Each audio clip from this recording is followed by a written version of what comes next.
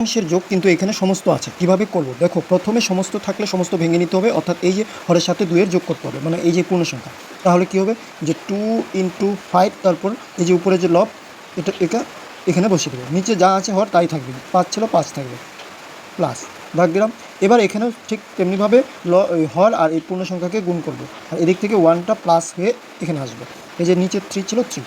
এবার কি করব, এই যে উপরে যে সংখ্যাগুলো ছিল তাদের যোগ গুণ যেটা আছে করব। তো প্রথমে আছে এখানে গুণ, তো গুণ করব 5 দুগুণে 10 আর 2 12 বাই 5। আবার আমি এখানে লিখব 9, 3 3 9 আর একে 10 বাই 3। এবার লসাগু করব। লসাগুর ক্ষেত্রে দুটি সংখ্যা এই যে আছে এদের গুণ করেই লসাগু করতে হবে এখানে। তো 5 3 5 15 লিখলাম।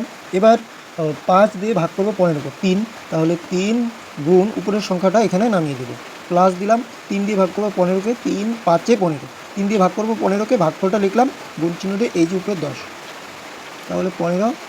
এবার 3 আর 12 গুণ করবো, 3 12 36 প্লাস 5 250। এবার আমরা কী করবো, এখানে 15 নিচে যা আছে লিখবো আর উপরের যোগফলটা এখানে বসাবো। কত হচ্ছে 6 আর এদিক থেকে 8,